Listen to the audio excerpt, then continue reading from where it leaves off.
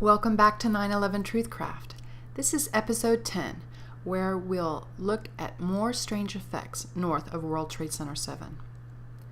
9/11 TruthCraft is a video series for people like me who want to know what really happened on 9/11. Today, we're going to take a look at some more evidence, specifically the reporting of Dan Abrams, but I'd like to show you exactly sort of where in my Minecraft map all of this reporting took place. So here I am with Helen and Paris. Right now we're at the beginnings of Battery Park. Of course, it's just beginning. I just put the trees there and everything, but I want to show you where Dan Abrams is reporting. And here we'll see, you know, the partially finished downtown area. Forgive. I'm not lazy. It's just a lot of work.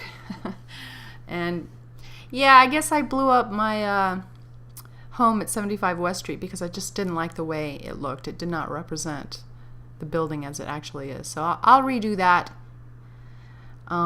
before too long. But here we go. We're south of the World Trade Center in this part of the clip, but we need to move more north, and you know, eventually we'll see. If you remember, in 2 episodes ago, I talked about some strange effects that took place in a parking lot north of World Trade Center. Now that is to the west, over there. But the area I want to talk about today takes place directly to the north of World Trade Center 7 on North Broadway. So what we're going to talk about here is an example of the news stories, how the news people, they actually reported a lot of the facts just quite well. But in the spur of the moment, they also added in a bunch of analysis that didn't make sense. You know, their reporting is good. The facts that they report, quite nice. The images that they show are perfectly good images. But they got the explanations wrong. And the reason why they got the explanations wrong is because a traditional explanation is not going to suffice to explain the events of 9/11.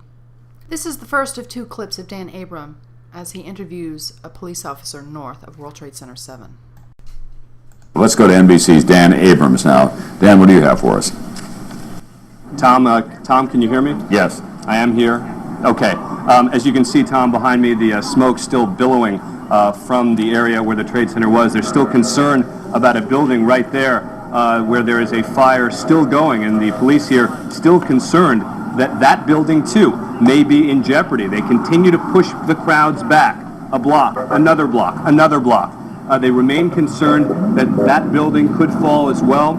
They're concerned about the way the wind has been moving. I'm joined now by Sergeant Moses Cruz from the New York City Police Department, who was there during both of the buildings falling. Describe, first of all, what you saw when the first building fell.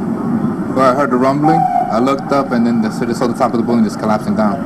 And immediately, what did you do? I mean, you're a New York City police officer. You're seeing the World Trade Center coming down. What did you do? Well, first reaction was, oh God. In other words, though. Then I turned around and started yelling for people to run. And as you're telling people to run, shortly thereafter, the second building then comes down. That was half an hour later. Half an hour later. The initial collapse was, we started running, then the smoke caught up to me. As you can see, everything's just, actually I'm clean now compared to what I was before. And then you couldn't really breathe, you couldn't see anything. And what was the most important thing you were trying to get people to do? It was just leave? Yeah, just run, get out of the way. And were most of the people running in a pretty orderly fashion? Oh yeah, they were running, but then the smoke that caught up to them, a lot of people were collapsing, they were having trouble breathing. But there were people collapsing literally on the ground in front of the building? Yeah, actually, I was like a block away, so they were actually collapsing as they were trying to run. The second clip is a report from the next day on 9/12/2001. In this clip, Dan Abrams reports on some anomalously damaged vehicles on West Broadway, and he confuses melting and molding. And there's, again, a good reason he's confused. NBC's Dan Abrams now in downtown New York, as we say, way downtown, and he's going to bring us up to date on what is going on. Dan? Well, hi there, Tom. The rescue effort continues here. But for many New Yorkers around here, all of that area, meaning the immediate area, the block or two right around the World Trade Center, is blocked off. but many people walking in the blocks just beyond that, in the blocks certainly impacted by this bombing. I took a walk around some of those blocks. Let's take a look. We're here in a block about a quarter mile from the World Trade Center. You can see that the buildings here are all intact. The pillars are still there. The windows all in place. But literally, if you move down the block, you can see some cars that have been moved here. And you can see the amount of soot and dirt on that car from the scene. This really hasn't been moved since it happened. But even more jarring, I think, is this scene right here. Look at these two cars placed on top of one another. I think when you think about the impact that these planes must have had, it's hard to visualize.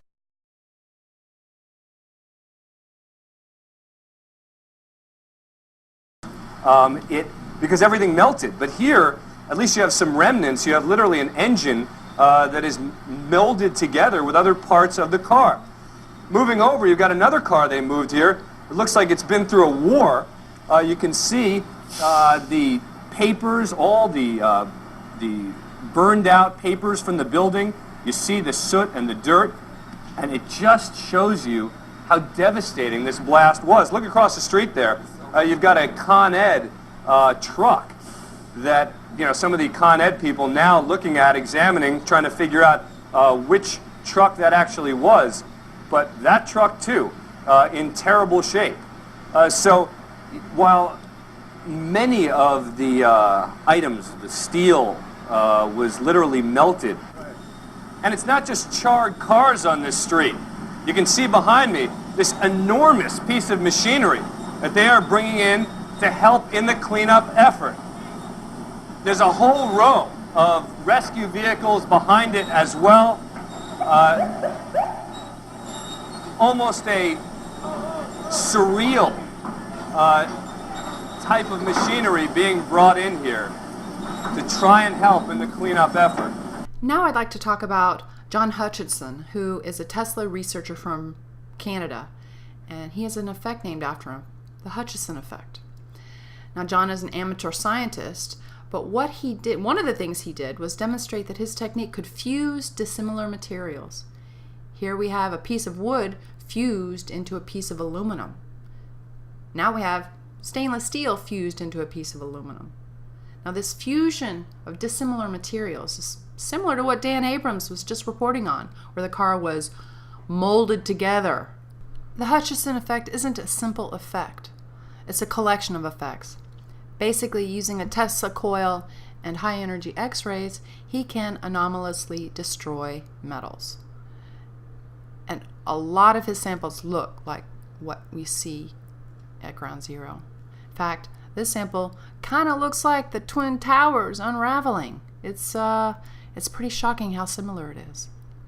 And the point I wanted to make was that Dan Abrams was confused because he did not understand that advanced weaponry was used on 9/11.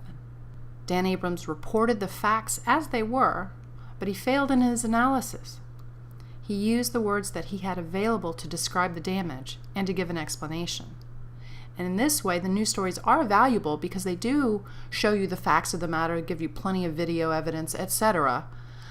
But they're confusing because they're attempting to explain an advanced phenomenon with the words that they had already. In the next episode, we're going to take a look at the Deutsche Bank, also known as Bankers Trust, and what I've discovered in my years of studying that building. I want to thank you for watching and ask you to please feel free to donate to scientistpolitician@yahoo.com on PayPal. Thanks for watching.